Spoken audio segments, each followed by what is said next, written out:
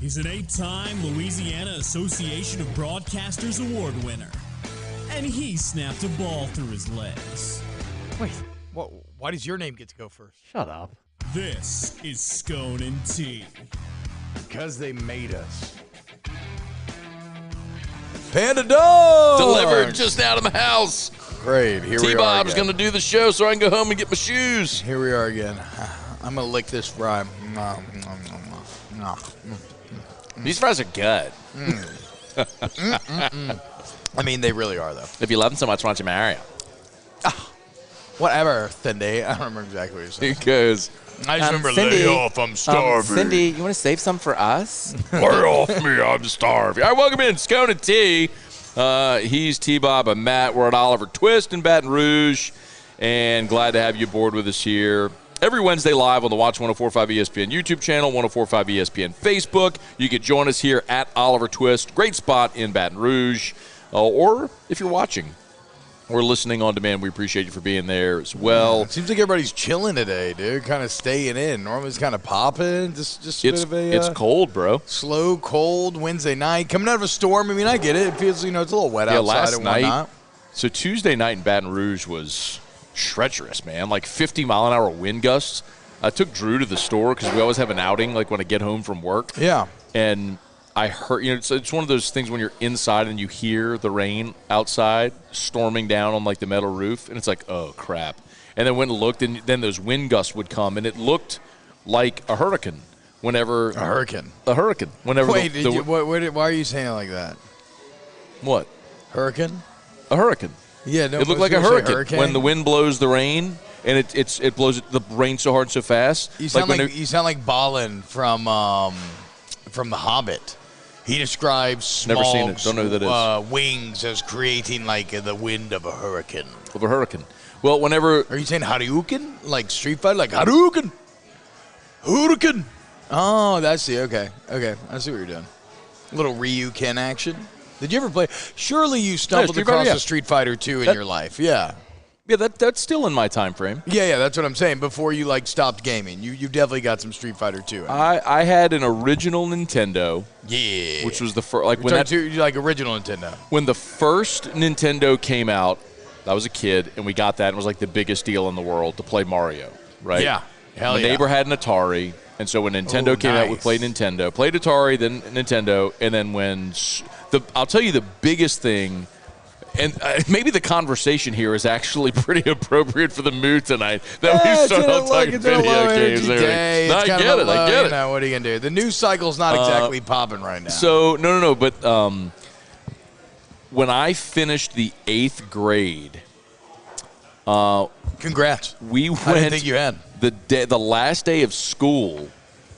My mom took us to the mall, Cortana Mall in Baton Rouge. Ooh, this already sounds like a great memory. And there was it was like a Sears or something that would have electronics, but they Yeah. had video games. Like you could buy video games like at Sears in the mall. yeah, hell yeah. And we bought Super Mario 3. Ooh, And that was a good big game. deal So you because got that the was when Tanuki suit. that was when you could get the feather and you could fly. It was Oh, it was a flying one. Okay. It was when Mario could fly. So that was it was the first time Mario could fly. So it was a huge thing. And then basically spent Wait, I the thought whole the summer. feather was Super Mario World because you get the cape with it, and that in 3 you got the Tanuki suit that you would fly with, the little raccoon You turn suit. the raccoon, yeah. Yeah, okay, yeah. That's called the Tanuki. I don't know why. Maybe it's okay. like a Japanese raccoon or something. No idea, but that's it. You're the raccoon, Mario could fly, basically. Yeah, it was awesome. That's it. Mario 3 where he could fly. It was a big, big deal. So back did you in ever the get day. into Super Nintendo?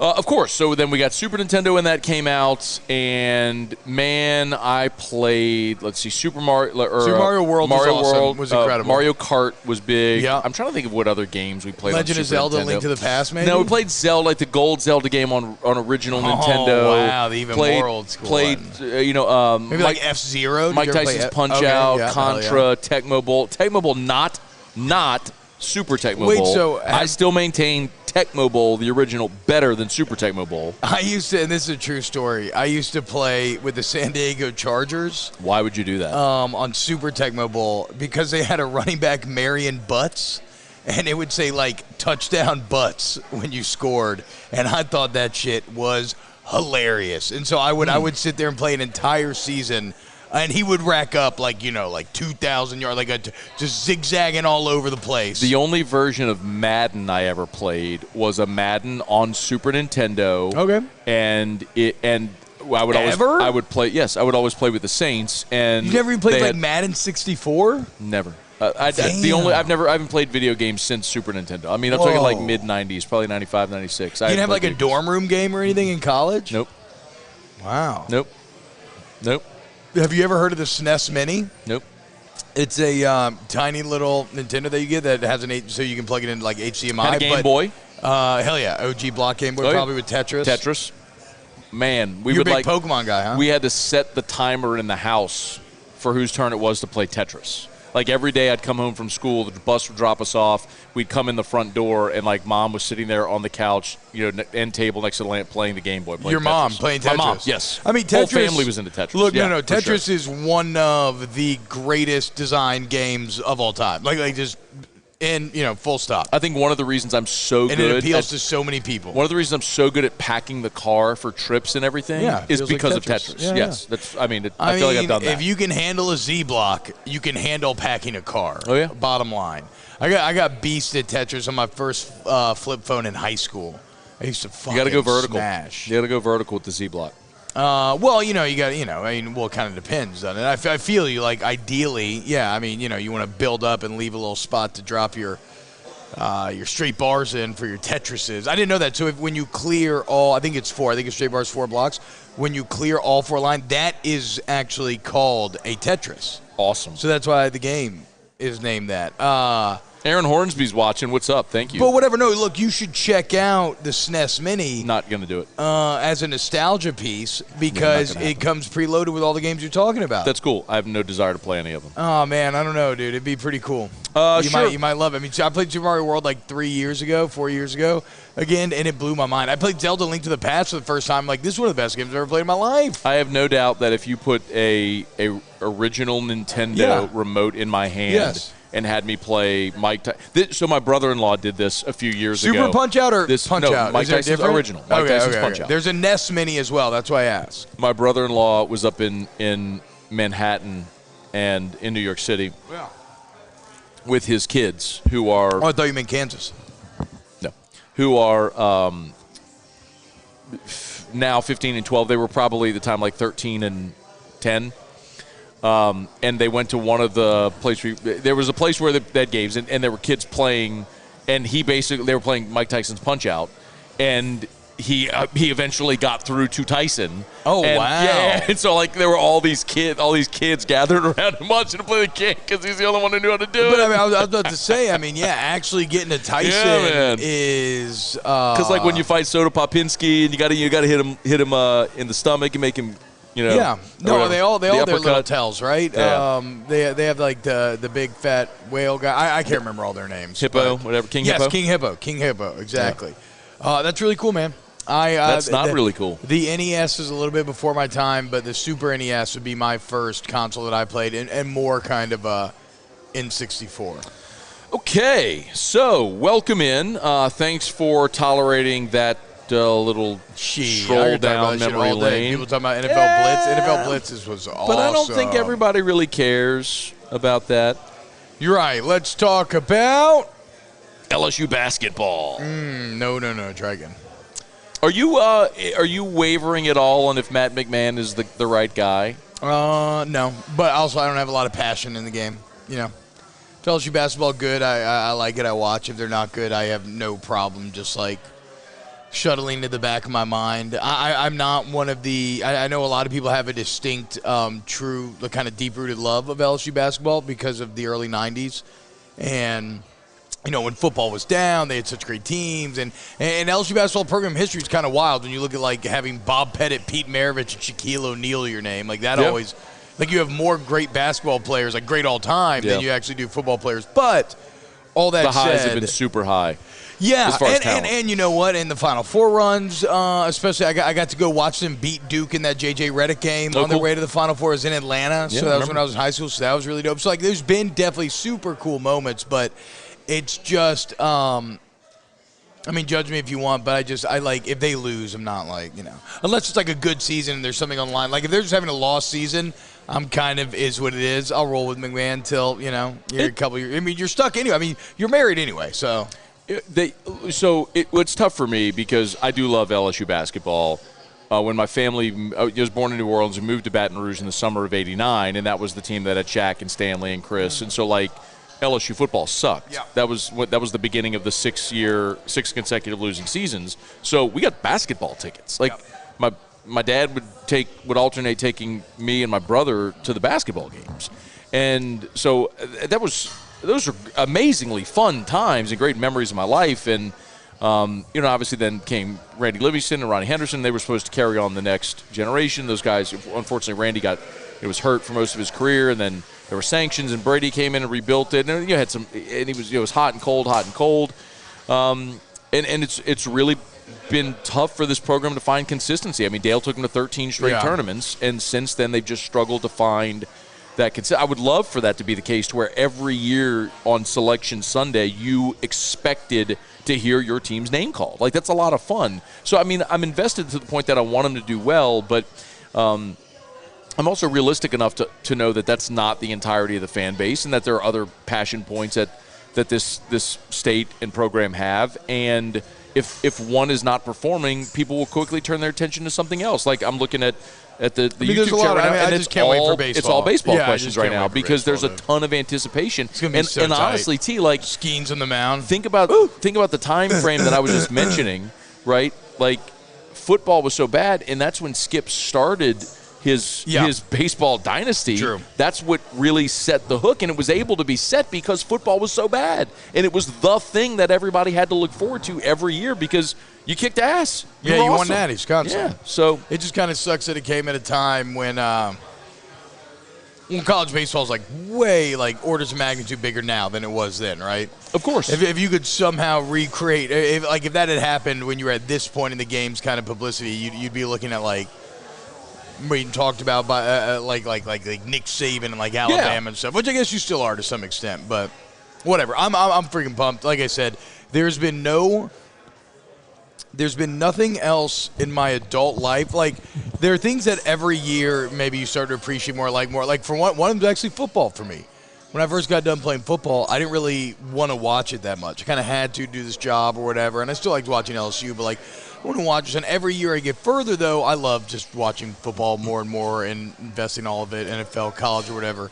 But nothing exceeds LSU baseball in terms of I didn't really have any care for it, and every year the care deepens significantly. But even now my appreciation of kind of the pace of the game, right? And I've had ever since I moved to the suburbs, became a dad, I have very fond memories of me and my neighbors sitting in the driveway and throwing a projector on the screen and being able to or on the garage and sitting around drinking beers all night, watching the baseball games. It's just, and I've talked about all the whatever. Every year I appreciate it more and more, and then this year, I mean, the talent.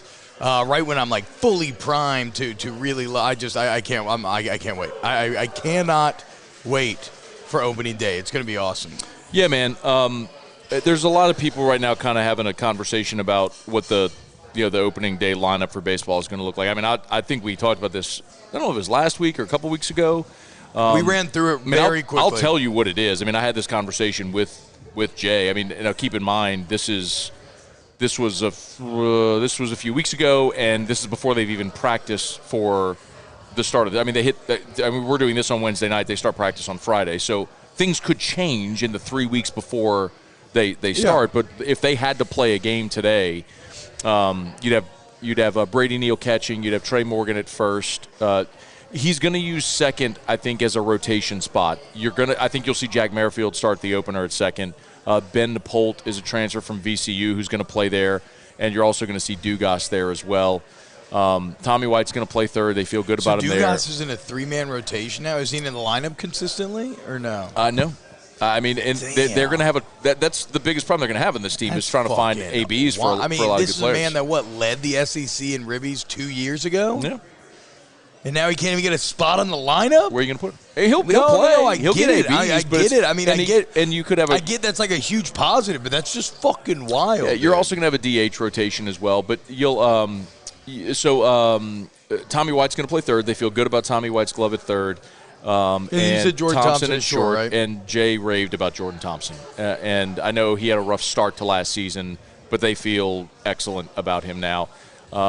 You will have Pearson moves over to left, Cruz in center, and Paxton Kling, freshman, is likely going to get the start in right field to start the season. Well, it wouldn't be baseball season without people saying that Trey Morgan should not play first. Is Trey still on first? I know you hate him playing first. So, no, here's my thing. Maybe not now to get all the bats in the lineup. So, I don't hate Trey Morgan playing first base. Well, you think it's wasted potential. He is not going to be a first baseman at the next level. There's literally no chance. Too many fans make a big deal about his glove at first when look at Major League Baseball.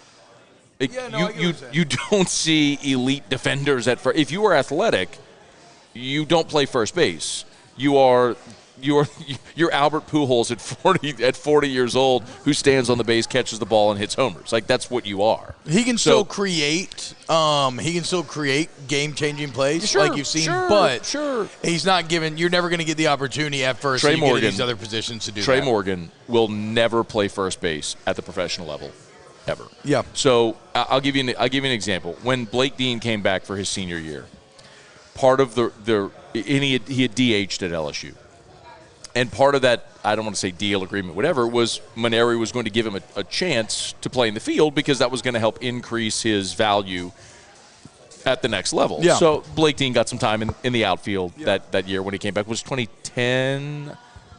I don't remember exactly. 2010 was Blake Dean's senior year.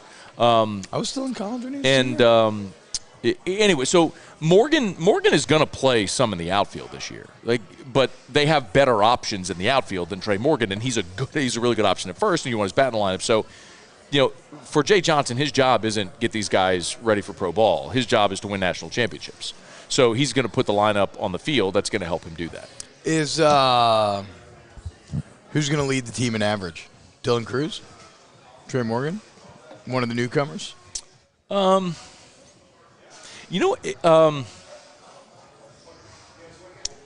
Yeah, I'd probably go. Look, Cruz, are they going to hit Cruz leadoff, you said? Cruz is the easy bet. But that's the other thing, too, is opposing teams are going to have to decide who they pitch to. There are not going to be holes in the lineup. You usually, like last year, you had 3 run producers in your lineup. Yeah. And if a team got past those, there really wasn't much else there. It's gonna be interesting because there is no letdown in this line anywhere. 1 through 9, there is not going to be any letdown. So we've talked about lineups flirting with that in the past, and I feel like I think Dylan will lead off. I do. Okay. So I don't love that, but I like the fact that you can pack him up with Tommy White. You mentioned Gavin Dugas can be in there. So it's like Trey Morgan second in that case.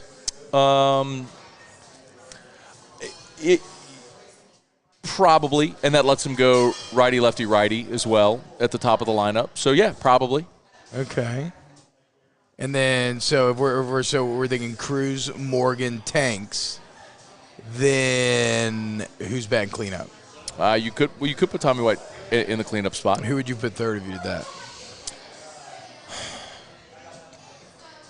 I don't know if they love Pearson. You saw Pearson at the top some last year. That's right. I forgot about Josh Pearson. And you forgot about Jordan Thompson too. That's what I'm saying. But won't he be like 5th or 6th? I feel like Jordan Thompson will always. I don't know. We'll I can't. Somehow Jordan Thompson's body feels like he should be batting 5th or 6th. Tanks leads in home runs. Yes. The guy hit 27 as a freshman last year. Hell yeah. I mean, I guess teams could choose not to pitch to him, but that goes back to the. Who's starting catcher? Cajun Marine wants to know. Brady Neal. So what I think the plan, and you're going to see Brady Neal, Bear Jones, who's another freshman, and Milazzo all catch. By the way, I'm logging these questions, y'all. I think you will see. Quite honestly, I think what you're going to see is Brady Neal start. He'll get 2 or 3 ABs. LSU will have a lead, and somewhere around the 7th inning, they'll put Milazzo in as a defensive replacement. Okay, yeah, and that's cool. And he'll catch 2 to 3 innings per game. I mean, I think I think you're going to see all three guys. Like I said, second base is going to be – you're going to see a rotation at second as well. Who's going to be a bigger badass on the mound, Skeens or Hurd? Skeens. I don't think people understand, like Paul Skeens – Jay said this at the first pitch banquet on Sunday. Like, raised a lot of money in that thing. Paul Skeens, he said, will push Dylan Cruz to be the first overall pick in the draft. I mean, damn, like that? He's touched triple digits on the gun. He's sitting upper 90s. He's that dude. Yeah, he's that dude. I mean, the reason he left Air Force was because if he stayed at Air Force another year, he'd be locked into his commitment. And so that's what the Air Force coach basically said. Son, like, this kid's got it. You get out of here. Yeah, leave. I mean, he's that dude. No, I mean, you play a season out. We'll see how it goes. Maybe you hope he stays healthy and produces the way he can. But when you look at, I mean, he commands 4 pitches. I mean, he commands 4 pitches and throws 100. I mean, he's going to be a top 5 pick. Might be the first pick in the draft. He's going to be your Friday night guy. Like, there's no question. I mean, it's like when it's fun watching other teams have the ace that you just give the ball to on Friday, and you're like, he's just going to go shove, and I'll see you in 8 innings. Like whenever Aaron Nola was here, or when Alex Lang was. I mean, that's what it's going to be like. That was the first year of baseball that I watched, was the Nola year, and it was pretty Which Nola year? The one where they ended up losing to UCLA, but he was just like automatic. 2013. It was insane. Yeah, man. And then Ty Floyd going to break in on the weekend. I think Ty Floyd is probably the guy who, from all accounts, has shown the most progress under Wes Johnson. I mean, he's upper 90s. The thing with Ty Floyd is you knew he had the lively arm with the fastball. Throwing, like, there were times he just didn't throw off speed pitches. Yeah. And apparently they got him confident throwing 3 pitches, and if you can command 3 pitches in this league and you can throw upper 90s, you are hell to deal with, man. So I think, Skeens will be your Friday night guy. Hurd Floyd will go Saturday, Sunday, whatever order they decide to do it. And then I mean, that means you could be talking about. And the pin is deep too, right? I mean, last year they did it with so many bodies, and I know they added so much talent. So like, there's also, it's not just, you're not frontline brittle. I can't believe we're talking about this on January 25th. I mean, bro, they're number 1 in I get it, but we got a month to the or 3. I'm saying, but everybody that writes, what do you want to talk about? Mel Kiper's Mach 1.0? No. I mean, everybody that writes about college baseball just says LSU's going to win the Natty. No, I'm fired up for it. It's just that we've got time till we get there. Lube me up, get me ready, dude. Wine and dine me a little bit. I'm excited. So I'll tell you, another guy they love is Chase Shores. He's a freshman from the fuck is Shores from? Shores is he's from Midland. That's right, he's from Midland, Texas. He's huge. He's like 6'8". Oh, he's at 6'8", dude. Yeah, he's huge, okay. and he throws 100. And 6'8", 240. I mean, Jay told me Chase Shores. Told me Chase Shores is a guy that he'll be a front of the rotation guy before his career is over. They love him. It says 6'8". This is the perfect game write-up. It says 6'8", 240. Has gained 50 pounds and 13 to 15 miles per hour on his fastball in less than 2 years. That's pretty good. Up to 97 with a curve and a changeup. Damn, dude. Number 2 overall player in Texas, number 1 right-hand pitcher. Aiden Moffat's another dude. Aiden Moffat looks like a defensive end. He's like 6'3", 240. What? He's from Mississippi. He throws 100. His parents, like his mom is a principal. So his parents are very, I think his dad maybe is like a professor or something. Like they're very into education. So it's like that kid was going to school even though he throws 100. So Aiden Moffat's another guy that you're going to see. Number 1 right-hand pitcher in Mississippi. There you go. They actually have 6 lefties. One of them's Javen Coleman, who obviously is on the shelf. Is not going to play. But you got Riley Cooper. Griffin Herring's a lefty freshman that came in. They brought in Nate Ackenhausen, who's a JUCO kid who's a lefty. They brought in here as well. So, they got arms. That's not. I mean, I think Grant Taylor is going to be your closer at least to start the season. We haven't talked about Blake Money. Christian Little. Like, where does Christian Little fit? It's. You've got an embarrassment of riches, man. There's a reason everybody's looking at this team and saying they're the most talented team in the country and they're going to win it all, because they are. I mean, they're the most talented team in the country. Now, they have to go win. They have to go actually play and execute and make it through a 30-game SEC schedule and then have the postseason run through the box and win. which is never a given. But this team will have as good a shot as any that LSU's ever had, man. They are loaded. They are absolutely disgustingly loaded. It's going to be a lot of fun. Hell yeah, dude. All right, well, keep putting your questions. Keep putting – I've been stumbling over my words all day today. Keep putting your questions in the chat, and we will answer them at the end of Scone T tonight. We got a lot of baseball ones so far. I mean, I don't know. Has anything interesting happened on the LSU football front? Well, they announced a future game against Houston in 2027. Whew, that's where we're at. Like that's like. I'm saying that is the state of the news cycle. No, I understand. Like that is the interesting thing. Well, I do think it's interesting for this point because remember, Houston next year goes into the Big 12. So just fast forward. By the time you get to 2027, Oklahoma and Texas will be in the league.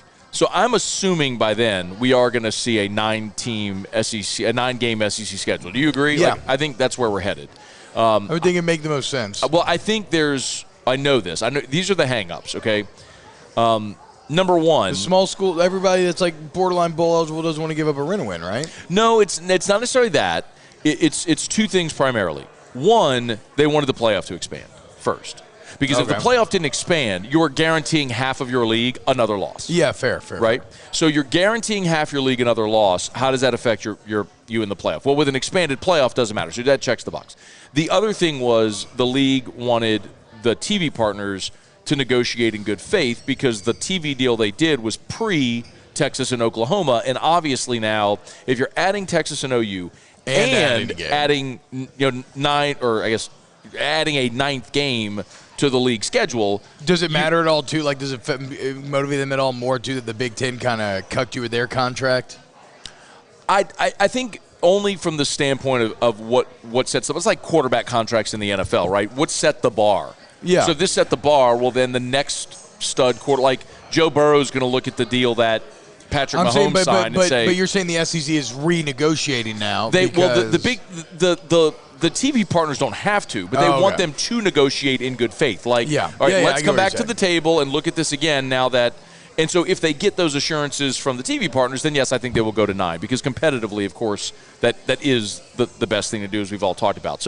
But anyway, what we don't know is if the league will maintain their Power 5 non-conference requirements. Right now, with 8 conference games, every league team has to schedule a Power 5 non-conference. Well, Houston this summer goes into the Big 12. Yeah. So technically, Houston satisfies that Power 5 non-conference requirement. So you get to play a little stepbrother in an NFL stadium in a recruiting hotbed. It satisfies your requirement, all that sort of stuff. So there's a lot of reason it makes sense. And I know that there's going to be people pissed off and say, like, you want games at home, and I get it, and I don't disagree with you at all. But I will say that LSU has done a good job of doing that. They got the home and home with UCLA. If you they want got a home and home with Clemson. They got a home and home with home. Arizona State coming up. Like, they have done. Yeah, but if you want to bitch and get games at home, then go to the games. Tiger Stadium only really gets rocking like what, and I'm not judging because I completely get it, and we can't go to the games. But even if I could, like, I wouldn't go to every game, so I get it. But like, I'm not gonna. I guess I'm just not going to pay too much credence to any weeping of gnashing of teeth when like we're all watching on TV. Your face anyway. is cut off by the Oliver Twist logo. Oh my God! I'm being turned into a martini. That's not a martini. Those are lights. Oh, those are the lights that hang. That's what Never that mind. is. Yeah, that's not a martini glass. I didn't even look at the logo. Just assumed it was a martini. Nope, not a martini. It's just the lights. See all the lights hanging in here? Good looking place. We are at Oliver Twist, by the way. Shout out to Fertitta's everybody. throwing a bunch of money into Houston as well. Maybe they'll be okay. I don't know. Shout out to everybody watching. Do us a Overset? favor, please smash that like button. I haven't even done it yet. There we go. Smash the like button on YouTube if you're watching live or on demand. We appreciate it. Drop your comments. Facebook, please like the 104.5 ESPN page. Share that post. Wait, people are talking about Skeens DHing when he doesn't start. Yeah. So, and Jay said this. They're probably going to. I think Skeens may hit. You may see him hit in the midweek and maybe one game on the weekend. He's definitely he's Ohtani. He's a two-way guy for sure. I think it is interesting. Pitching has become so specialized where you have guys with so many specific roles that there comes a point where great pitchers just don't hit anymore. It's just not worth the risk of having them get injured, foul one off their foot, take one off the hand, anything like that. So you just don't see pitchers really hit anymore. But if Ohtani, I guess the thought is if Ohtani can do it, well, why can't Paul Skeens do it or whoever else do it? We've seen it from time to time where you see two-way guys. I kind of love, too, though. I know Florida. last year LSU almost had to adopt like an MLB style of pitching rotation using so many different guys, but I do kind of love the idea of almost a more old school, what I grew up with, like you said, put him out there and let him get you 7 or 8 innings. We're back to baseball. Yeah, you went back to baseball. My bad. So anyway, the as far as football, that, and I mean the draft's coming up, so we can get more into draft combine stuff as well. I have a football question. Okay. Von Bluesman says, Von Bluesman. do we have all the bases covered in football? Do we have all the players and backups needed? Well, I think the one spot that we've talked about a lot where they're going to go pursue more depth is on the offensive line. I mean, whenever probably in November, early December when we were having these conversations, what I was told, and we talked about it here, was the spots they wanted. They wanted a deep threat receiver. They went and got with Aaron Anderson. They knew they were going to need cornerbacks. They've clearly checked that box. We would agree? Yeah, a lot. Yeah. And then some. They were looking at tight end, which I think they still could add a tight end if the right person is there. And then they added Spike, so they hit middle linebacker. Did you mention that already? Well, no, they knew. So I'm talking about like what they knew going into the cycle they were going to. They knew that they were going to have a glut of the veteran offensive, the backup offensive linemen leave, and you've seen that now. You've had 5 offensive linemen go to the portal, and you had Bradford go to pro. So you've lost 6 linemen. So we talked about it last week where you've got your first 6 that you feel really good about, right? You have your starting 5, and then you got 77. Marlon Martinez, thank you. But after that, literally nobody has experience. It's not saying you don't have talent, but you have like no experience at all. So they wanted to fill that gap right there with some veteran offensive players. You saw the kid from Miami that they've offered. This guy started 42 games at the University of Miami. They've offered him as a center. Maybe come in, push Turner, push Martinez, move around. But like they know they need more veteran experience in the interior line. What they didn't know they were going to need was linebackers. But that's an issue that popped up. They didn't think they were losing to Mario Tolan. Auburn threw a dump truck of money at him, and the kid left. So, and then you saw Colby Fields leave. And look, I mean, that was the guy they took last year from South Carolina, thinking, okay, he's not going to play this year, but we can stash him, groom him, and then he'll be able to give us some snaps. How did he leave? Did he graduate? No, he transferred. But I'm saying, is he losing a year? He just took a year loss? Damn. Yeah, so he entered the portal. So Colby Fields is gone.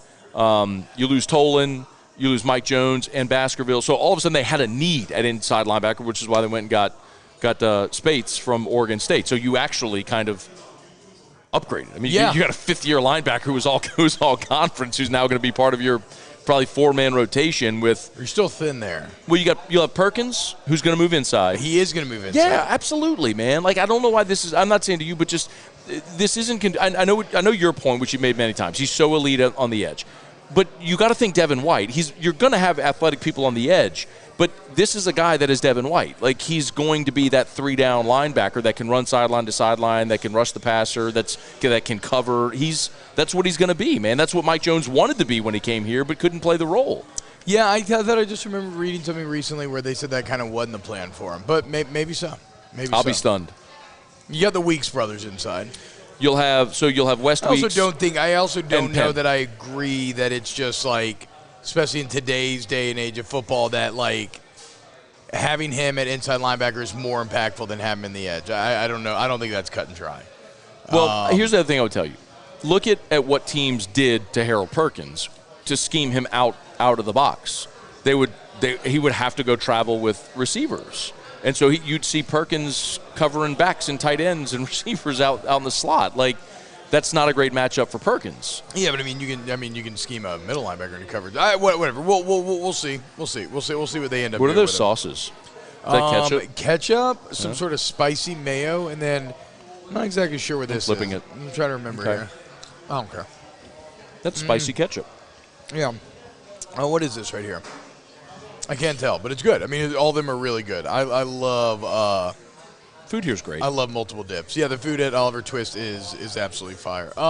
Whatever. Okay, so linebacker then. You might still be a little thin, but you're straight. Offensive line is interesting, too, because when you talk about adding a veteran guy, like, I definitely see why. I think it's kind of a hard sell to say, hey, come in and be a backup. But, you'll be, like, next up or whatever. It's also a bit of a luxury. Like, at a certain point, you're just going to have the guys that haven't played yet play. Like eventually players have to play for the first time, right?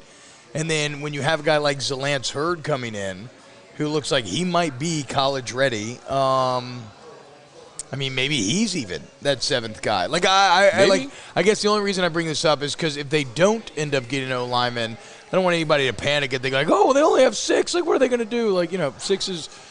You normally don't have 5 returning starters, and now you've got 5 and 6 total with starting experience. That's not a bad place to be. No, it's not a bad place to be, but it does leave you vulnerable if you have injuries or any further attrition. But the spot where I might disagree on it being a tough sell is you can go find a guy who was a 3-star coming out of high school who went the G5 route. I mean, look at Miles Frazier. That's a great example. Miles Frazier was a freshman All-American at FIU and wasn't guaranteed a starting spot when he came here, but he had an opportunity to play in the SEC. And even if he had to wait his turn, he was willing to do that. And so you're going to have guys that will find that appealing. And, didn't Miles Frazier think he was coming in and starting right away, though? Like, there was playing, like, the only position that was settled last year was, like, left tackle, ironically, right? Like, I feel like it is a different sell than last year. You have 5 That's fair. I think he knew he was starters. coming in with that opportunity to compete for a job. Yeah. But wasn't coming in with a job being handed to him. But I would still say, or look at Colby Fields. Look at West Weeks. These were guys that were at spots in the Power 5. Those are better. They were coming, knowing they weren't coming to start, but we're going to provide depth and have an opportunity to build and grow. And, I think that's the sell for guys. And I don't think you take a guy just to take him. Don't misunderstand me. I'm not saying you just fill a spot to fill a spot. No. I'm just talking about trying to attract like somebody who will be better than what you already have coming up in the younger guys, or like Zalance Hurd coming in. I'm trying to convince a guy that's better than that to come in and join a team where all 5 starters are set. Yeah, but he had but the sell there is you're going to be the immediate starter. Like I don't know that he's going to be the immediate starter. I think Greg Penn and Harold Perkins are your starters. I think Greg Penn was okay last year. When did he have a really good game? It was later in the year. Arkansas? Maybe it was Arkansas. I think Arkansas was one of the first times we really flashed. Spates did not come here not to start, though. It's like the Spencer Sanders logic. Like the coaches taking Spates, a 1-year guy, is telling you that they expect him to start. Unless if he wanted the opportunity to play in the SEC? No, bro. The SEC doesn't mean that much. He's playing at Oregon State where they just had their best year. Got a big bowl. Yeah, Arkansas, 10 tackles, 2.5 for loss. Okay, so he's finished strong then. Yeah, was the Arkansas game for Greg Penn. That was the one. Yeah. He had a big day that day. But yeah, I feel like Omar probably steps in and starts at day one and opens us up to just a bevy of the Wire memes. As you can cue any GIF of everybody running from Omar or being scared of Omar if he starts the ball.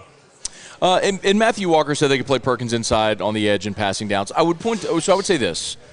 If you're Harold Perkins, the objective of going inside is to prove that you're a 3-down linebacker inside. Why would you want to? Don't you? I mean, you get paid more in the NFL to be a pass rusher, though. But there's a difference between being a defensive end, between being Will Anderson and being a guy like that's a situational pass rusher. But what I will say to that point is, I think. Listen, I'm not going to sit here and tell you that if the Bosa brothers can rush the passer on the NFL level, I think Harold Perkins can. I mean, they're awesome. Don't get me wrong. I'm not saying he can't rush the passer. They're not they're like big. They're bigger than he is. Let's see. Let's do a little size check. All right, you look up the Bosa's. Nick Bosa size. You look up Bosa. Harold Perkins is. Whoa, that's not the size I was talking about, but that is impressive. Nick Bosa. Okay, go ahead. Harold Perkins is 6'2", 220. Okay, yeah. Nick Bosa is 6'4", 260. They are defensive ends. They are they're big ends, those two. I mean, I don't know if I call them big ends. Cam Jordan's a big end. They're still on the slight side. 260 is a lot to be battling out there. But yeah, to your point, Joey Bosa is 6'5", so he's even taller. 6'5", 280. Joey Bosa is huge. So that's funny. I anyway. thought that Joey Bosa was smaller than Nick Bosa. So anyway, point is, like, I don't think that's a good comp because of the size, obviously. But the point that I was going to make was I think Matt House, and I'm not the guy that's ever going to sit here and X and O a defense, right? Come on. But one of the things that even someone like me just watching the game can tell is how multiple he was this year. Like, how creative he got and where he lined people up in different downs and distances and situations. And I don't doubt at all that he could do it. If he wants to get all these guys on the field at the same time, he'll find a way to do it, to attack a defense in a specific, or attack on an offense in a specific week. So, yes, I mean, part of my confidence with all that is I think Matt House is great at what he does. He's going to find a way to get all those guys on the field. Yeah, I mean, they did last year. Against Ole Miss, it was actually West Weeks and DeMario Tolan coming in, making key plays on the drive that slowed down Ole Miss, and then that's when you started your comeback. Tolan. Hate to lose that guy, man. They loved him. He's a really good player. No, look. How about the Auburn people that are like, why do you think it's just NIL? I mean, because that's what Auburn did. I asked. Don't be ashamed of it. Be very happy. I asked one of the LSU beat writers the same thing, and he seemed to intimate that it was more than just NIL. That maybe needed change of scenery for some reason, but I don't know. Auburn tried to pay Will Campbell, Emory Jones. Yeah. No, I'm not saying that he didn't get a lot of money. They all rebuffed. Right, but they got deals with LSU's collective. There can be more. And they went after Harold Perkins, or after DeMario Tolan, and dude took a big pile of cash. Good for him, man. Get your. I'm not mad at anybody for getting paid, bro. It's how the game's played, and you know what? I think what did you say? The portal giveth and the portal taketh away. You can't be pissed at DeMario Tolan for leaving and then pumped when you get Omar Spates, right? Like, you got to understand, like, you're going to lose guys and you're going to gain guys. It's just the nature of how roster building and roster construction is going to happen now. You have to be able to use the tools available to you to your advantage. Yeah. I agree. So, in terms of great holes, who's at safety? Well, you got Greg Brooks back, who will be at the nickel. Yeah. But I'm talking about, safety more than Major Burns. Foucher's gone. Foucher's gone. Right. Major Burns is back. Oh, okay. And what are we missing? Sage Ryan. Huh. Him and Greg Brooks rotating at the nickel? You tell me. Greg Brooks I don't know. I mean, Sage Ryan was okay at the nickel last year. He obviously had some bad moments. Yeah. Greg Brooks is your better. playmaker, strong safety. Absolutely. So I guess they don't have to play the same position, actually. The other thing, too, is, I mean, I guess it'll be interesting to see what they do with some of the players who rotated positions. Like Jay Ward, for example, was the guy who played both safety and nickel, right? So, what do you do with the freshman out of LCA? Why am I blanking on his name? My goodness. Who? What? Freshman out of what position Lafayette Christian. Well, he signed as a safety, but also played corner. Why am I blank? Jordan Allen. Okay, so Jordan Allen is listed as a safety, but he also played cornerback when they were in a pinch for the bowl game, so he could play either. Does Jordan Allen go back and play safety? I think that's worth saying. You still got Matthew Langlois, who we haven't really seen emerge during his LSU career, so that's something kind of worth keeping an eye on as well. Does Langlois maybe get his shot? But I think it's safe to say you'll have Greg Brooks on the field, and I think you need Sage Ryan to step up. And LSU's looking like a pretty complete team, actually. That's a good question. It's pretty wild when it's all said and done how complete they are looking. And, I think they should probably be the SEC Media Day pick to win the West. Do you think they will be? Yes. Really? Because I think what I'm talking about is echoed a bit, right? I think when we think about this year for LSU, first off, I think that many of us were more positive than a lot of the national media was and the kind of outside media was And so when I'm predicting 8-4 and they end up getting to 10 games, okay, that's improvement. But it's not like when, everybody's picking LSU to finish 5th and all of a sudden they win the West, right? So there was such a large gap between what I think outsiders expected of LSU last year and what Brian Kelly and the team did, that it has led to, we're the ones who are actually hung up on, Jaden Daniels' yards per attempt. We're the ones that are hung up on the A&M loss, on the close nature of the Arkansas and Auburn games. The national, outside of our bubble, people don't give a fuck. They see Jaden Daniels oh, yeah, he was awesome. Yeah, he beat Alabama. He threw for, how many yards and touchdowns, and, he was great, right? And then, oh, yeah, Brian Kelly, he was awesome. After the national championship, we talked to Cowherd, and I kept giving him Saban and Smart questions, and he kept going out of his way to mention Kelly. And it's not just him. It's been echoed by pretty much every voice I've talked to. So I think you combine that with a classic familiarity breeds contempt, right? People are sick of just choosing Alabama to win the West, right? Somebody wants somebody else to be the favorite going into the season, and Brian Kelly and a returning Jaden Daniels with Alabama having maybe Jalen Milroe or what's the other kid? Smith? Simpson. I will be interested also to see what happens with Bama's quarterback situation. Yeah, but it's late in the game now, though. Yeah, and they could go into the next portal cycle and get a quarterback. I mean, no, for sure, but I'm just saying that hurts them. Only a summer and fall that's tough. Yeah, but so. All right, here's how I see it. If Media Days, specifically the question of Media Days, if Media Days was in Hoover, there wouldn't even be a question. Alabama would be the pick because you have so much more Alabama media. And that's just the nature of it, right? I mean, you're in Birmingham and all of the every blogger, everybody gets credentialed and they vote, right? So that's naturally going to happen. It's going to be in Nashville this year. So I think you'll have less Alabama media, right? Dude. So you'll have less Alabama media that makes the trip, which does neutralize it a bit. And I think the fact that LSU is the defending West champ and the question you just brought up about Bama, here's the flip side of it, though. Here's your national championship odds for next year. Georgia, Ohio State, Bama, USC, Michigan, Clemson, Texas, LSU. So LSU is tied for the 7th best odds with Texas to win the national championship. But Alabama has the 3rd best odds behind only Georgia and Ohio State. But also, so my point is they're going to get default vote because they're Alabama. Well, yeah, exactly. And I don't think that people vote on those things the same way that Vegas evaluates things, right? Of course Alabama has higher national championship odds than LSU. They should. It would be absurd not to. Alabama's proven time and time again that when you count them out or when you think they can't reload, yeah, they do. So, no, I mean, of course Alabama's going to have better. Alabama just lost both coordinators, doesn't have a quarterback, and still has those odds for national championship. That tells you everything you need to know about what Vegas thinks about just the inherent power of Nick Saban and the machine that he's built. Well, and it's obviously also how class. People are going to bet, too. I mean, they're trying to get people to bet. So, but yes. All right, we got 14 minutes left. So fire away with, let's just do questions the rest of the show.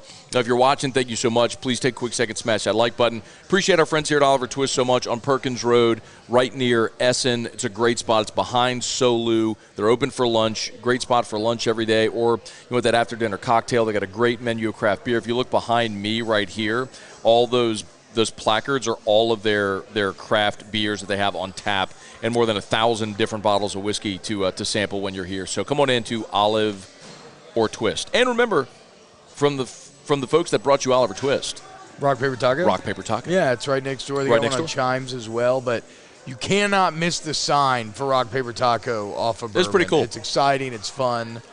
The other day, my sister and her girlfriend brought my daughters to the skate park, and my mom, and then afterwards, my mom was like, "Oh my God, we found the coolest little taco shop." Blah blah blah blah. Sure enough, Rock, Paper, Taco. Got it. They absolutely loved it. My kids smashed it. They found it. Yeah, I was like, also, I don't know if I described it as cute little. I mean, again, the sign is pretty noticeable. It's pretty in your face. Come get some tacos off of Perkins. It's awesome. Your mom's still in town?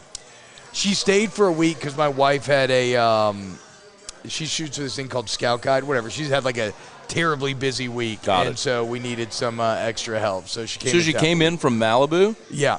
And then she For a just week? left and went back Monday. Yeah. Wow. Always nice to get. And she wanted to see the new baby again. And everything. Yeah. But I met your mom. Very nice lady. yes, she said you were like incredibly And she thought nice. I was the nicest person ever. nicest How guy about that? ever. Yeah. The nicest guy ever. It was.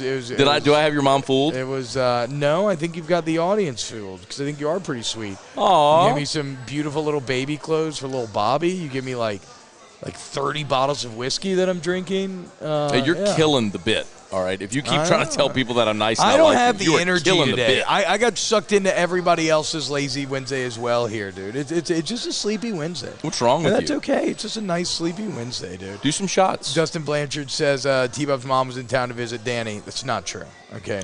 We have an ongoing joke that Danny's banging my mom, but he is not, in fact, banging my mom. I know is that. not my step-Danny. But I asked you one time if your mom was aware of the bit, and you told me she was not. No, I severely doubt it. She does not listen to my stuff. That's a good It's a thing. good thing. I'm know, surprised I it didn't know. get back to her. No, though. I don't want anybody to listen to. I don't want anybody in my family to listen to my stuff. Yeah. Yeah, I agree. Fons really says, "Wow, Matt, stay away from Danny's lady." Yeah, relax, bro. Josh Geraldo says, "Sup, boys? Haven't heard much chatter about Josh Pearson in the build-up to this season. I'd imagine he'd be our everyday left fielder. Just curious if I'm out of touch or if it's just quiet on him." Wait, who now? I'm sorry. Josh Pearson. Yeah. He said, is he going to be your everyday left fielder? Or is he Yes. He says that he hasn't heard much. Okay, Yes. cool. So just been quiet.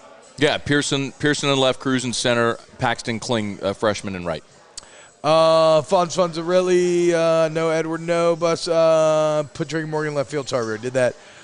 Jordan Haydad, Jay Johnson on a decade-long run of yearly trips to Omaha and more than one College World Series. I would bet on that. I think Wow.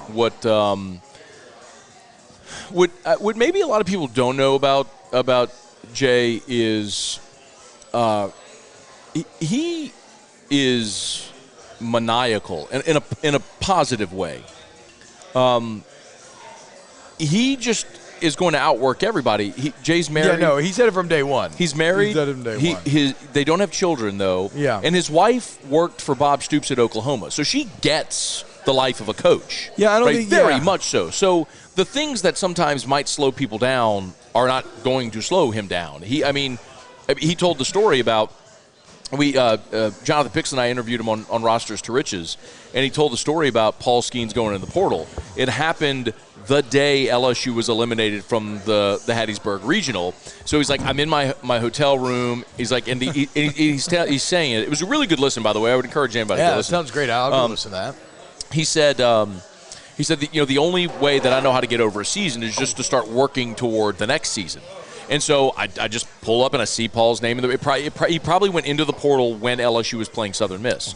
And so he's on the phone with Paul Skeens in his hotel room after they're eliminated. Oh, and he's like wow, setting dude. up to go see him. He's like, I was on a plane the next day. It just Didn't even have to wait 24 hours for next season to start. Bro, it's just that's just who get on he it. is, man. And like he brought up this point too, because I asked him point blank. I was like, "What do you say about the people who just assume that you were able to put together this class due to NIL?" He's like, "I'm actually glad you asked me this because I'm offended by it." Like he said, I had the #1 recruiting class in the country when I was at the University of San Diego. Did he really? He's like, well, he had Chris Bryant there, and he's like, I'm a much better coach, a much better recruiter now, and I have LSU to sell. Like, it's What is the NIL investment on baseball right now? Like relative to other baseball teams? I don't need like a number. So there are places where, I'll tell you, A&M was the first to really, that I heard of, to do a team-wide deal where the school's collective got every player something Which is great in a sport where you don't even get fucking scholarships. So like, I think, come on, let's pay for the fucking school. I think the number, and please don't quote me on this, but it wasn't extravagant, but it was something like $13,000 per player per semester. Which is good, man. But not even covering tuition, man. No, I know, but I feel you. That number might be low, but it was something along those lines. Anyway, I know LSU has a deal now with the collective to where everybody in baseball is going to get something, which is a good thing. Good, great, and, excellent. And what I also know is look, man, this is no secret to anybody. There are two very, very wealthy people in this town whose wives' names are on the Champions Club, by the way, who love LSU baseball, that if LSU needs something, they can go to those two, and they can get it done. So it's not holding you back, but it's also, like you said, it's not it's not Texas A&M's football recruiting class. Correct. That's a great way of putting it, yes. Ask Scone T. Do you expect fielding errors and pitiful throws to first base again this year? It's baseball. I mean, there's always going to be errors. No, but I mean, you know what I mean. Like are they going to be okay. bottom of the league in fielding percentage? Okay, that's a good way to put it. So I do have a big question about Tommy White at third base. They're satisfied with him at third, and he's going to play third, and that's okay. Now at the next level, he's not going to play third base, especially with a universal DH. He'll play first and he'll DH. But if this is the way to get another bat in the lineup, and they have to do it, that's what they'll do. And keeping Trey at first, and then get you another bat in the outfield. But I'll put it to you this way: like the pretty much like the line of demarcation defensively is you want to be above 980, right? You want to be above 980 fielding percentage. I think they will be above 980. Okay. I mean, were they like 950 or something last year? They year? weren't that bad, but I actually did look up like the last 25 years of fielding percentages and compared them to last year, and it was I could go find the tweet, but it was. Let me see if I can find the tweet. Go to the next one. Let me see if I can find this. Burrow or Jefferson for MVP? I mean, Mahomes is going to win it, but are Burrow and Jefferson both up for it? They're both finalists. I knew Jefferson was a finalist. Five finalists are Mahomes, Allen, Burrow, Jefferson, and Hurts. It should be Mahomes, honestly. Well, I don't know. I guess that's weird because he's a quarterback, right? Just kind of has an inherent advantage over Jefferson. Like, for Jefferson to even be nominated there is insane. And you know what else is insane? Kirk Cousins checking down on fourth down and not just throwing it to Justin Jefferson like he did against the Bills when he came up with the insane one-handed catch to win the game. Eduardo says Dugas needs to be in the lineup 75% of the time. I don't think that's going to happen. Damn. That's fucking wild. I don't think that's going to happen. Remember how big of a deal it was when Jay Johnson convinced him to come back?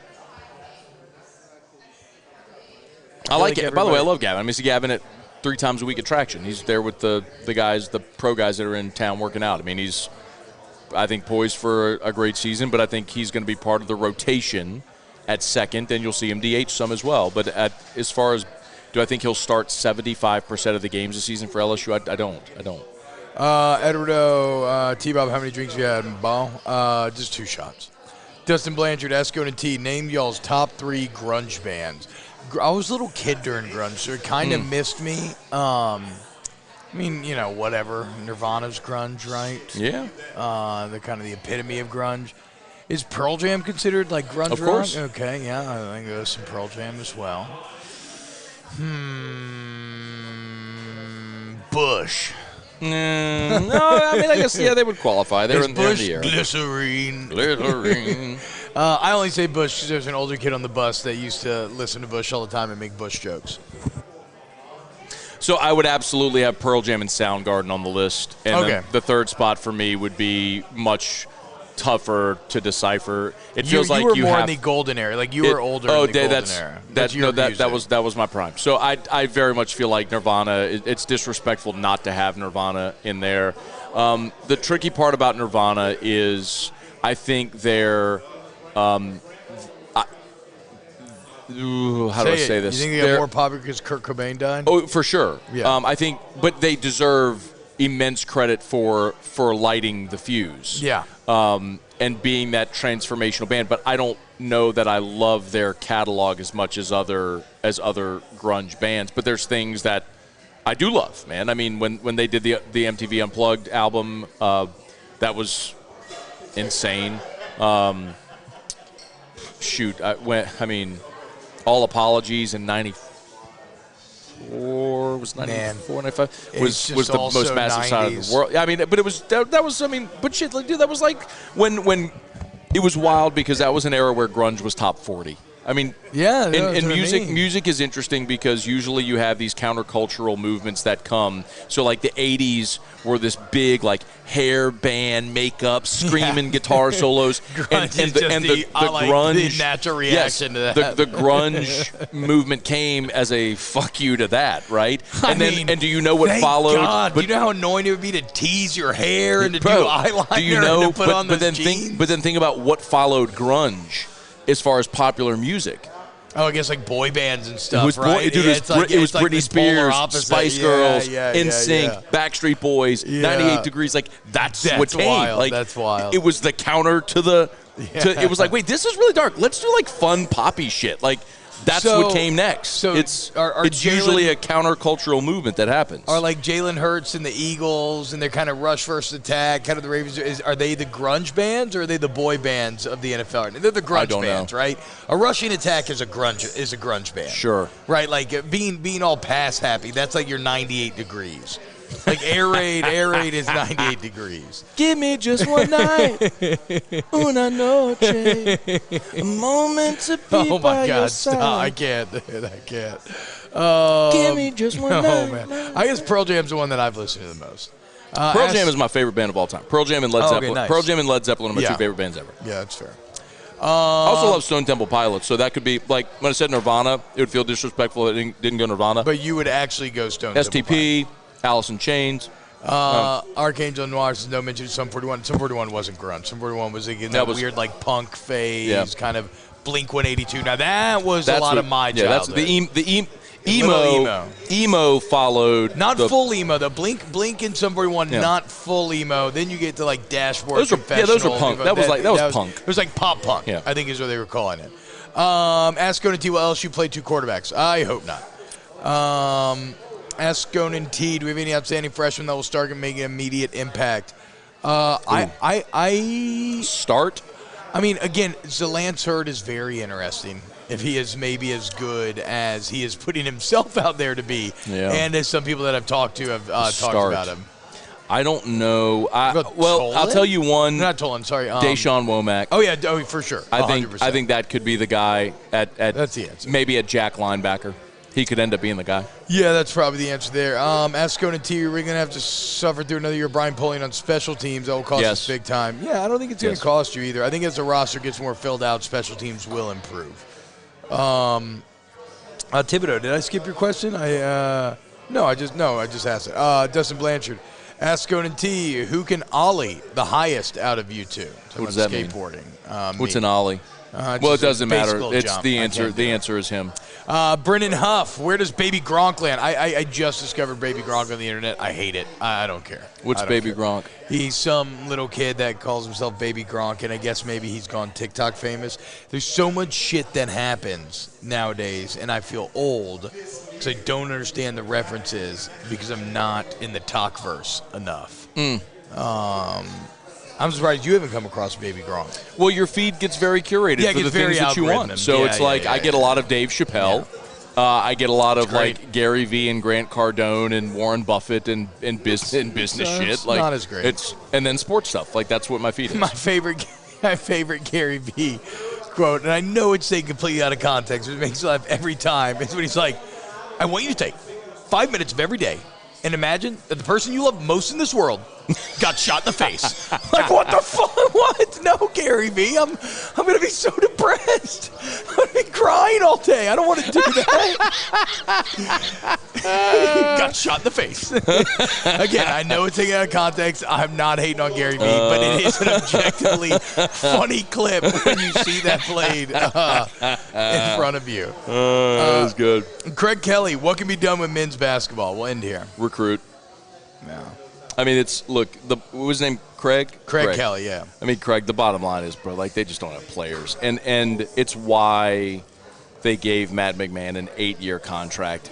And I know someone said, well, look, there's no excuse because in the portal era you can go get players, which, yes, you can, but think about the sell if you're Matt McMahon. LSU with the looming sanctions, the possibility of a postseason ban. You don't even know if you're going to have a full allotment of scholarships.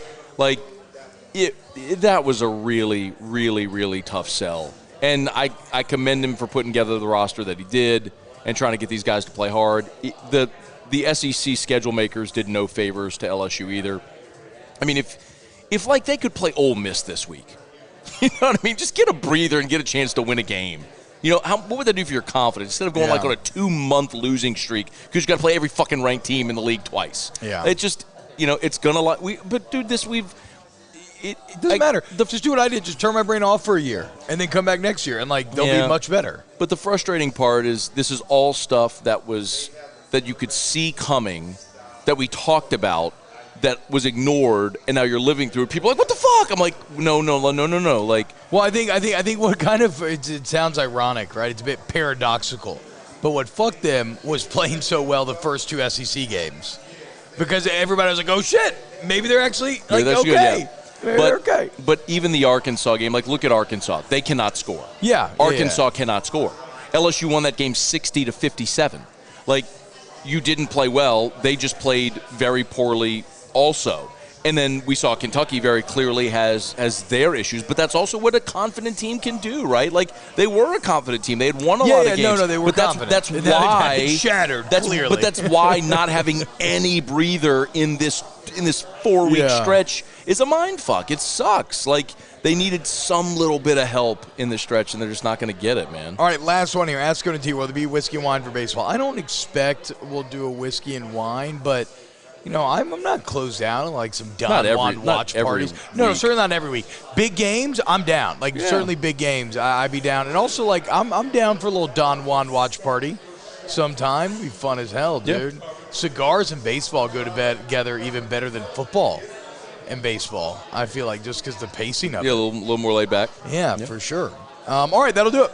Scone T, come out to Oliver Twist every single Wednesday, 7 p.m. We're right here. Hey, rate and review the pods wherever you get podcasts. That helps spread the word. All right, Matt, so you talked about Tecmo Bowl. Why is this the point where we just turn off the mic?